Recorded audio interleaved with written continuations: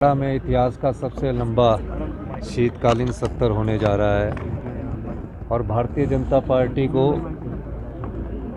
तथ्यों के साथ अपनी बात रखने का मौका मिलेगा। कांगड़ों के लोगों को बहुत बहुत मुबारक हो।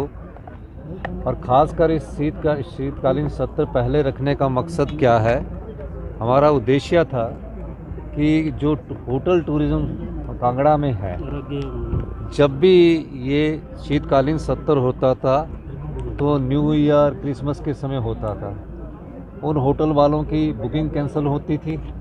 तो हमने कहा कि शीतकालीन सत्र को पहले किया जाए ताकि सरकार की ओर से भी जो बुकिंग की सुविधा होती है वो उसका फ़ायदा उन कांगड़ा के टूरिज़्म को भी मिले और कांगड़ा के होटल को भी व्यवसाय को भी मिले। इस दृष्टिकोण से ये इतिहास का सबसे लंबा शीतकालीन सत्र कांगड़ा में होने जा रहा है। कांगड़ा को हमने टूरिज़्म कैपिटल के रूप में विकसित किया है, करने की प्रयास है और विकसित हो रहा है। और जल्दी ही एयरपोर्ट जो हमारा है उसकी एक्सपेंशन का कार्य को भी और लैंड एक्विजिशन के कार्य को तेज़ी से शुरू किया जाएगा। दूसरा, मुद्दे भारतीय जनता पार्टी ने रखने हैं।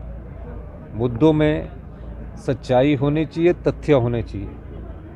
महज राजनीतिक लाभ के लिए और सनसनी पैदा करने के लिए जो मुद्दे हैं वो कुछ समय के लिए होते हैं। हमारा उद्देश्य है किसी भी प्रकार का कोई मुद्दा अगर वो सदन में लाएंगे, किसी भी प्रस्ताव के अधीन लाएंगे, सरकार उसका समर्थन करेगी। सुचारू रूप से सदन सरकार चलाती है। लेकिन अगर भारतीय जनता पार्टी ने पिकनिक मनाने आना होगा यहाँ कि या हर वॉकआउट करके घूमना होगा, तो उसमें सरकार क्या कर सकती है? मैंने कहा ना कि कोई भी चीज़ है वो तथ्यों के साथ रखी जानी चाहिए, तर्क के साथ रखी जानी चाहिए। निश्चित रूप से सरकार को भी आनंद उठाएगा। हम किसी चीज़ से ना घबराने वाले हैं ना हम घबराते। सर, कांग्रेस जब विपक्ष में होती तब वो भी वॉकआउट करती है सर। हाँ, वॉकआउट धर्मशाला में वॉकआउट ही किया जाता है। नहीं, विपक्ष के पास लोकतंत्र में एक अधिकार है वॉकआउट का।